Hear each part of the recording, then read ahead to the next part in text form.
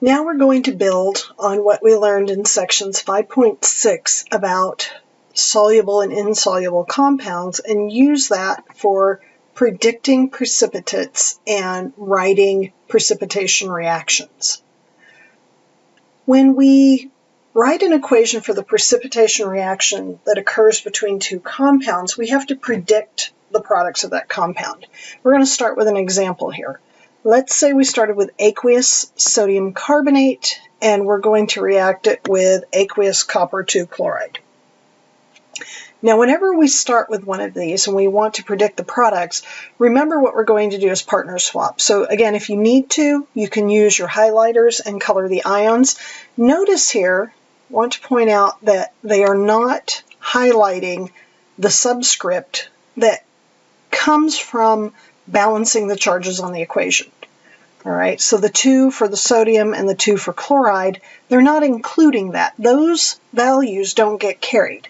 Now notice the 3 with the carbonate does get highlighted. That is part of the polyatomic ion, and it has to stay with it. But otherwise, any subscript that was used for charge balance, get rid of it at this point. And this gets incredibly confusing. So we'll look at more examples of this, and I will post plenty of homework problems for you to work on with that. If you need help on this, it's better to get it sooner rather than later. This is one of the major sticking points for people is trying to do these kind of equations. Anyway, back to what we're talking about. So we found our sodium 1 plus and our carbonate 2 minus, our copper 2 plus, and our chloride 1 minus. What we're going to do is swap those ions. So the copper is going to come over here and connect with the carbonate. The sodium 1 plus is going to come over here and connect with the chloride 1 minus. We're going to swap cations and anions. When we do that, we have two potential products that we formed. Sodium mixed with chloride. Now notice here, see the 2 with the sodium did not get carried over because when I put sodium and chlorine together, I have to do it as charge balance. Okay, so be sure to write the correct charge neutral formulas for your new compounds. All right, and then same thing for copper and carbonate, 2 plus and a 2 minus. They go together like this, CuCO3. All right, there's my two potential products. Now I have to use those solubility rules to determine if any of those new products are soluble or not. All right, so when I look at my flow chart, and again, you may want to have that book open, you may want to have the flow chart or the list of solubility rules in front of you so you can see what I'm doing as I go along, definitely as you're working problems so you can see where those come from. I determined the first one, sodium chloride is soluble. Compounds containing sodium are always soluble. Now they went from the chloride point of view. Compounds containing chloride are usually soluble. Sodium's not an exception. I go from the sodium end of things. If it's a group 1A cation, it's always soluble. Sodium chloride. Copper carbonate. That's our other potential insoluble, and it is indeed insoluble because carbonate containing compounds tend to be insoluble with a few exceptions. Copper is not one of those exceptions, so this is going to be aqueous, and this one, ding, ding, ding, is my solid. Now, if at the end of step 3, all of your potentially insoluble products were actually soluble, you would just write no reaction next to the arrow, and you'd move on to the next one, no precipitate. But usually, if you're looking at one of these, one of them is going to be insoluble, so we write it as the formula, or write its formula as the product of the reaction. And we be sure that we put solid in there to indicate that it's solid, and then the other one we indicate as aqueous. All right, so we've predicted our two products, and we've determined which one is the solid, but we're not quite done yet. Because if we look at this equation, there's one more problem with it. If I look at my list of elements, I've got sodium, I've got carbonate, I've got copper, and I've got chlorine. Now, if I look on my reactant side over here, I've got 2 sodiums, I've got 1 carbonate, I've got 1 copper, and I've got 2 chlorides. And then I look over here on my product side, I've got 1 copper, I've got 1 carbonate, I've got 1 sodium, and 1 chloride. Slight problem, it's not balanced. So the next thing I have to do is balance the equation. Don't forget to do that. Now remember, when I balance the equation, I can only adjust the coefficients, not the subscripts. I don't want to change the nature of the compound. So I had 2 sodiums and 2 chlorides on this side. Those were what were not balanced. I only had 1 over here. So the easiest and simplest way to do it is put a 2 out in front of sodium chloride. That gives me 2 sodiums and 2 chlorines for balance.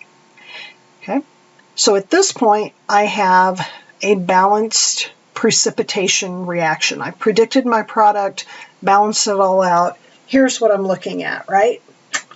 Well, not quite, because I've got all these little aqueous things in here. So I can actually go a little bit further with this. And the further is by showing what we call the ionic equation. Right, now what I showed in the last slide, what we wrote was a molecular equation. It showed everything in neutral formula form, every compound in the reaction. But these are not really molecules in neutral states.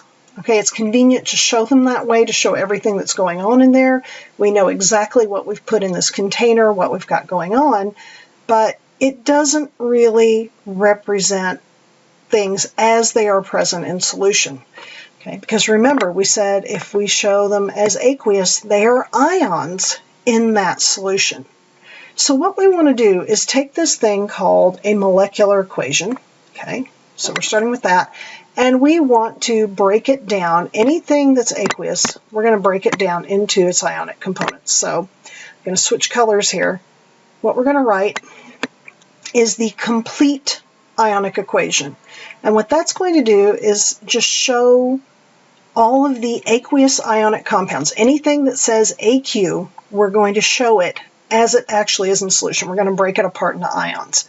Okay, so this one was aqueous, AgNO3. So in solution, it's actually going to be 1 Ag plus ion, which is aqueous, and 1 NO3 minus ion, which is aqueous. So notice I break them apart into ions. I have to include the charge. Make sure you include the charge on the ions. And I have to show the state. And I have to show how many. There was only 1 there, so that was all fine. Okay, these are all 1-to-1, makes life a little easier for now. All right, so now if I look at sodium chloride, that one's aqueous. Well, that breaks apart into 2 ions, so I just keep adding in. I have a sodium 1 plus ion, and I have a chloride 1 minus ion.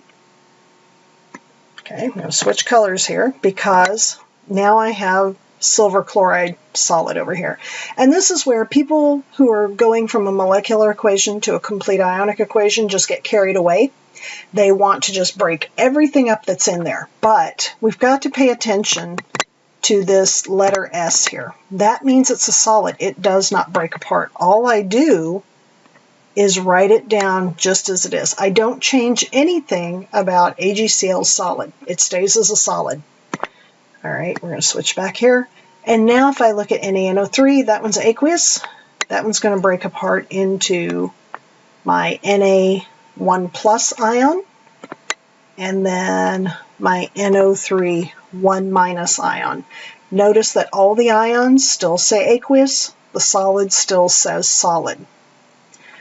All right, so key to this one. When writing complete ionic equations, separate only the aqueous ionic compounds into ions. Do not separate solid, liquid, or gaseous compounds. All right, so that allowed us to go from a molecular compound to a complete ionic equation. But again, you know, that shows us what's really going on in solution. Everything's in there. but it's kind of long and kind of messy. And what we may want to do is just boil it down to the bare essentials. We may want to boil it down to only the things that are reacting and participating in this reaction. So if we look at the left and right side of the equation, some of the ions appear to be unchanged on both sides. So if you have an ion that appears exactly the same on the reactant side and the product side, nothing changes, that is called a spectator ion. Okay, it's like spectators at a tennis match. They don't participate in the reaction, they simply watch the other ions back and forth, doing something. So when I look at this, if I look at the ones that are highlighted, I have NO3 minus aqueous, NO3 minus aqueous. That is a spectator ion. I have Na plus aqueous and Na plus aqueous. Did not change. I have written it exactly the same way. That's a spectator ion. Now, if I look at the other two, Ag plus aqueous, Cl minus aqueous, I don't have Ag plus aqueous and Cl minus aqueous on the product side. I have AgCl solid. It's written differently. If it is not written exactly the same, it's not a spectator. I have to keep it. But if it is a spectator, guess what? I don't need the spectators to play the game. That's, if I have an audience, that's great. They can watch what's going on, but they're not part of the tennis match. They're not watching what's going on. So I can get rid of those spectator ions, and I can boil it down to the simplified net ionic equation. Okay, so net as in net gain or net loss, it's just the net reaction. It shows only the species that are actually playing the game. They're actually participating in the reaction. Spectators can be omitted if I don't need to see those as they're going on in there. So you can see this is a much simpler equation, and it shows me immediately what's reacting. Silver 1 plus and chloride 1 minus, both in the aqueous form, react to form solid silver chloride. All right, so what you want to learn to do is predict the products of an equation, precipitation reaction, write a complete molecular equation, a complete ionic equation, and a net ionic equation. And it is a lot of stuff to keep in mind. I am so aware of that. I'm trying to think of some ways to simplify that for you. But really the best thing to do is take it in small bites. Look at that list of rules that you had, step 1, step 2, step 3, so on and so forth. You have to apply those rules in the order they're written in order for this all to work. So let's take a look at another example of this. Let's say we have sodium phosphate in the aqueous form and calcium chloride in the aqueous form. Now I'm going to try to write all this out with the pen, so hopefully you'll be able to read it. But we're going to walk this all the way from predicting the products and determining if one is a precipitate all the way down to the net ionic equation. So the first thing I've got to do is figure out what is going to form. All right, so now I think I've only got one color of highlighter here, but I've got sodium and I've got phosphate. Now notice I didn't pick up the 3 in sodium, I did pick up the 4 in phosphate. I've got calcium and I've got chloride, and I don't want that too. Okay, those are the players that I'm dealing with. All right, now sodium is, I'm going to go for blue here. Sodium is a 1 plus. Whoa, that's a much thicker pen than I had. Ah, that's it. Changed the color of my highlighter. Okay. Sorry, I'm learning things as I go along here too. Okay, so sodium is a 1 plus, phosphate is a 3 minus, calcium is a 2 plus, and chloride is a 1 minus. Now, these are all things, again, like I said, everything builds, so you've got to know those. You've got to remember that from earlier chapters. All right, so I've got cation, anion, anion, and those are going to swap off. So the sodium is going to trade its phosphate for the chloride over here. All right, so when I do that, I'm going to have Na and Cl. Okay, remember that's a 1 plus and that's a minus, so they're already balanced. I can just write it that way, NaCl.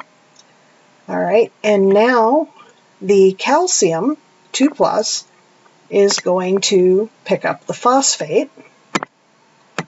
All right, so plus, I've got calcium here and phosphate here. Okay, so when I write their charges, and we'll go ahead and keep the black for now. That's a 2 plus and that's a 3 minus. So I'm going to have to swap those off. For the charges, I need a 3 here. And putting that in parentheses, I need a 2 here. All right, so those are my potential insoluble products. I need to determine which, if either of those two, will be a solid. So when I look at solubility rules, sodium chloride, okay, that one's always a giveaway. Good old table salt, we know that it's soluble in solution. Sodium compounds are always soluble, chloride compounds almost always soluble. Definitely with sodium it is. So that one's aqueous. So that means if anything's going to precipitate in this reaction, it's got to be the calcium phosphate. So if we go back and look at calcium phosphate, phosphate compounds tend to be insoluble with a few exceptions. Calcium's not one of them. So we have located the suspect. Calcium phosphate is going to be the solid. All right, so now I know my solid, but I'm not quite done yet because I have to do what? I have to balance the equation. And just because it's getting a little bit messy, let's pick a different color here. Well, I don't know if you'll be able to see the orange. We'll try that. So if we look on either side, we've got sodium, we've got phosphate. Try not to take up too much room here. We've got calcium, and we've got chlorine. And we're starting out with 3 here, and we've got 1 here, and 1 and 2. And then on the product side, I have 1 sodium, I have 2 phosphates, I have 3 calciums, and I have 1 chloride. Okay, so this one is a little bit messy, and if we look for the rules for balancing, we don't have anything by itself to leave for last, and so on and so forth. So we're just going to dive in with the first one, with the sodium. I have 3 on the reactant side, I need to get 3 on the product side, so I'm going to put a 3 in here. Now when I do that, that changed the sodium, but it also changed the chlorine. Okay, I've got 3 there.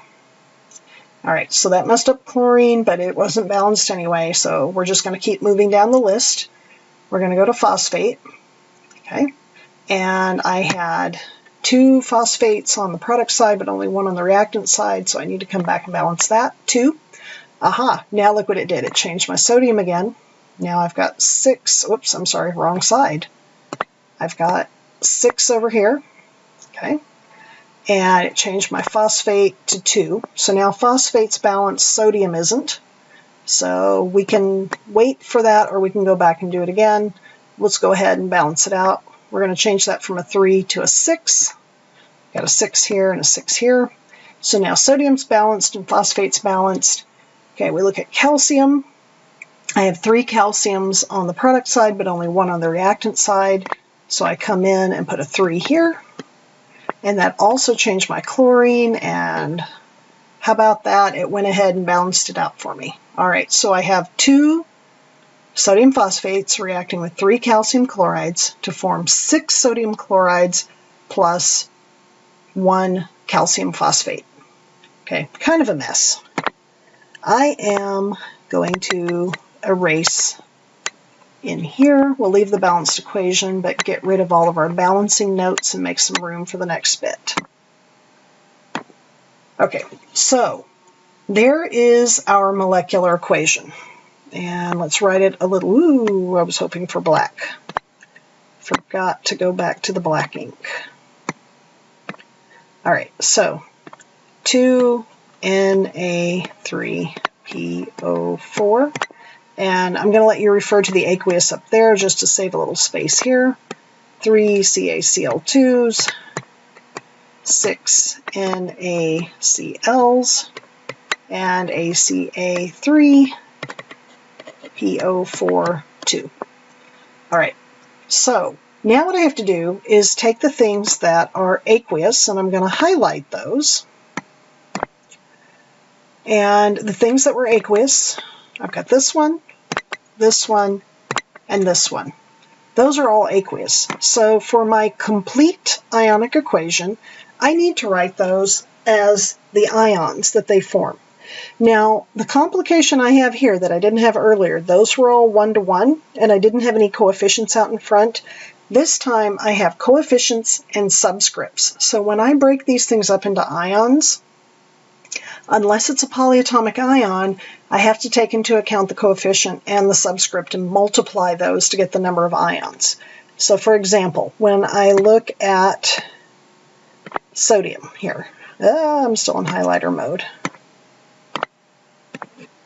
I'll figure it out. One of these days I'll figure it out. All right, so when I look at this one, this 2 carries through to both of those. So 2 times the 3 sodiums gives me 6 Na+, and that's aqueous. And then plus the 2 gets multiplied by the phosphate, which is a 3- ion. Okay, those charges don't change. So there is the sodium phosphate. Now I do the same thing for the calcium chloride because it's aqueous. I just keep adding. Okay, now again, you can write these all out in the same color. I'm just trying to break it down to show you each individual part. Okay, that 3 multiplies through on both of those.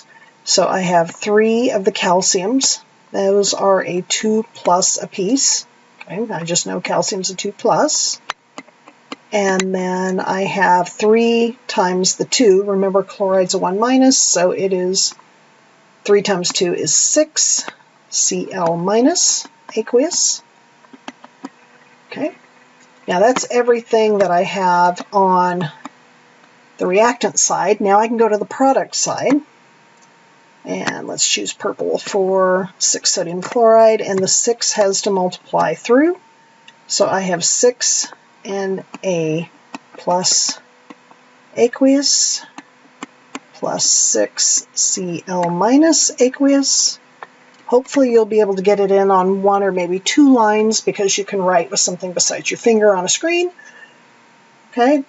And then the last thing we have is the calcium phosphate, which is a solid, so I do not change that. That is plus Ca3 PO4 2, which is solid. And again, hopefully you're writing this all out on a single line on a sheet of paper and not having to make multiple lines like I did. Okay, but now what we're going to do, let's go back to our highlighter and we'll go with our yellow. We want to look for spectator ions. What I have written there with all the green, the red, and the purple, and the black is the complete ionic equation. All right, also known, and I'll go back to the pen for a second, sorry. This is known as a CIE, complete ionic equation. Okay, but what I'm trying to get to is the NIE, the net ionic equation. So let's get our highlighter. Let's look for spectator ions. We start by looking at this one, 6 Na+ aqueous. And I say, well, do I have anything like that on both the reactant and the product side?